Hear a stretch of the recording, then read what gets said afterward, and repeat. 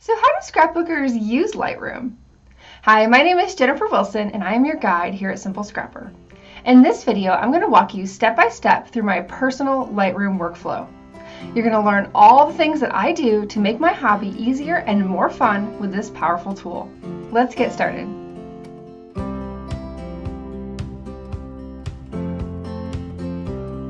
So here's how this is going to work. This video is divided into two parts. The first one, you'll go into my Android smartphone to see how I use the Lightroom CC app there to curate my images. Now, if you have an iPhone, don't click away. This works the same way on your phone. Then we'll move over to the desktop and you'll see how I use Lightroom Classic CC on my computer to further organize, process, and print my pictures. Before we dig into my process, I want to briefly touch on some of the software specifics. I will go into this in much further detail in next week's Q&A video, but I thought it was important to start here. Now, you heard me mention that I'm using the Lightroom CC app on my phone and Lightroom Classic CC on my computer.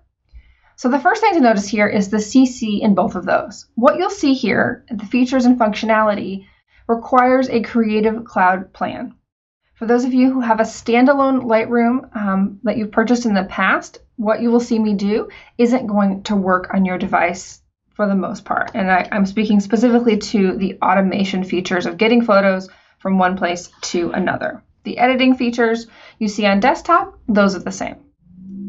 So what's the difference between Lightroom CC and Lightroom Classic, which is what I'm using on my desktop?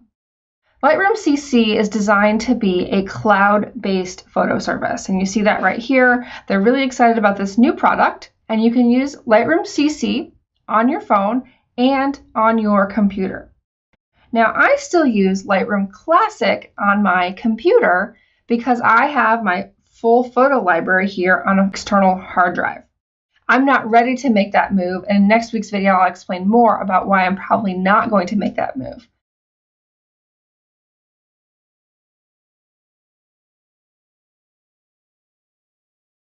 To kick things off, I want to show you a particular setting that you must enable inside of Lightroom CC on your phone. After opening the app, open the left drawer. Click Preferences and then enable Auto Add so that your images are automatically added to Lightroom CC. Now let's take a photo of this handmade coaster that I had purchased on Etsy. I'm getting it in focus and I'm going to make sure I am tapping the screen so that the image is crisp, and then I hit the shutter button.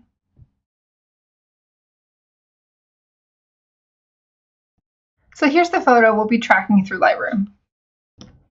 Let's open up Lightroom CC again and we'll see that under all photos there is our image because we enabled Auto Add. My first step with this image is to hit the crop tool so that I can make this a square. I'm using my fingers to drag the image around and to zoom in just a little bit so that I can get the crop that I like. My next step is to click the light tool so that I can do some really basic edits to improve my photo. I actually chose auto edit here because I find that it does a really great job the majority of the time. Now we're going to use the toggle on the top left to switch from edit to review mode. This is one of my favorite places because it allows me to star or flag my images. Using that same menu, we're going to switch to info mode, which allows me to add a title, a caption, or copyright information as desired, all of which will transfer over to Lightroom Classic. Having Lightroom on my phone means that I can process my images on the go. I can star and flag and edit and curate my library before it ever gets to my computer.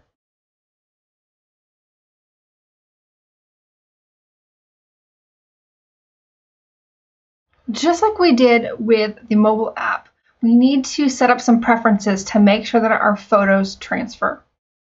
With Lightroom open, go to Lightroom and then Preferences, and then go to the Lightroom Sync tab. This is where you can log in with your Lightroom Creative Cloud information to make sure that your images transfer from that app to your desktop software.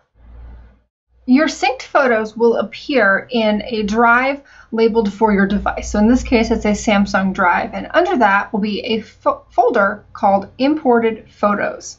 This folder is synced to your device, so you need to make sure you do have space for those images, and as we're going to describe, be consistently moving those out of that folder. So you can see here that I have my photo library. I have more than 38,000 images here, organized by year and then month within those years. And what we're going to do is we're going to move the photos from July in this imported photos folder into my July folder. So I use the metadata feature up here to do that, because this allows me to sort my images by different features, including camera, lens, and date. And date is what I use most often. So here we can see all of our July photos. I'm going to select all and drag those to my July folder. And then it's going to ask me if I want to move the files, and I do. So it's moving all of those files from this, basically a temporary directory on my computer for the imported photos, and moving that into my official permanent photo library structure.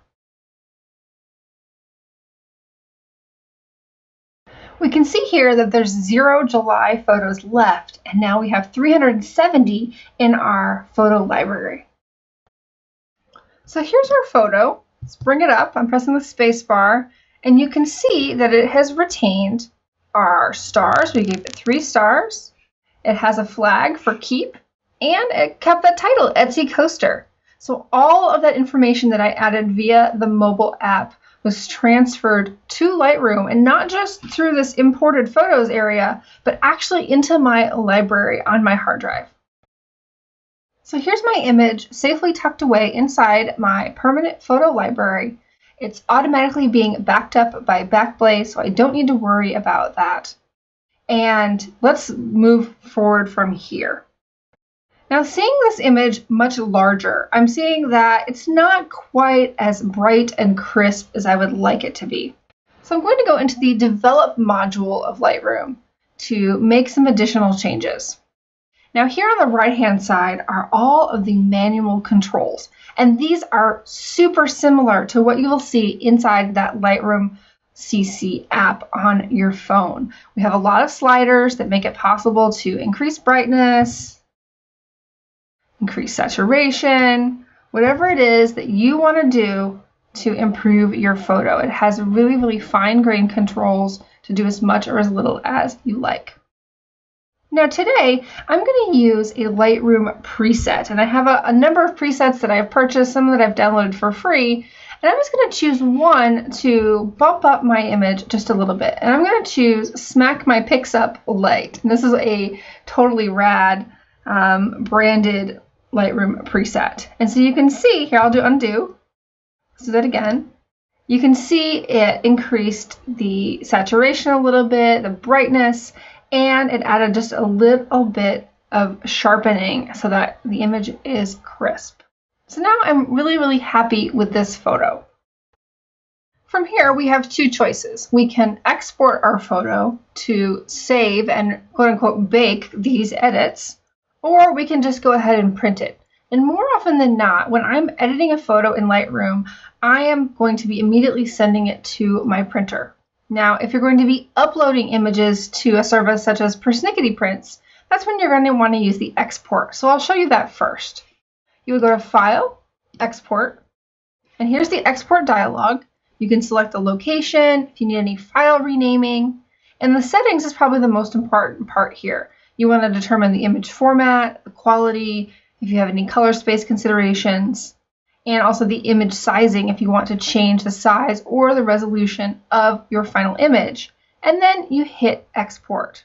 And that uses all of those settings to create a final image for yourself. So in this case, we're going to print this photo. So I'm going to File, Plugin Extras, Canon Print Studio Pro. And that's what I use to print on my Canon Pixma Pro 100 printer. So this comes up, and this is where I can set how I want this image printed. So I'm going to click Layout. And right now it's set on borderless.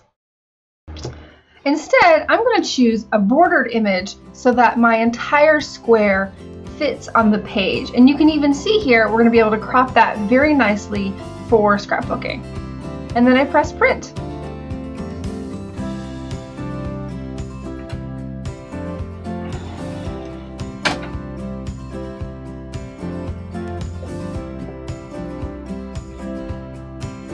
Thank you so much for watching. I hope this was a helpful video for you. If you have any questions at all, please don't hesitate to leave them in the comments below. If you've not yet subscribed to my channel, you can do that by hitting that subscribe button, and you can also click the notification bell to be the first to know when I upload a new video. Next week, I'll be back with another video featuring your questions all about Lightroom. I'll see you then.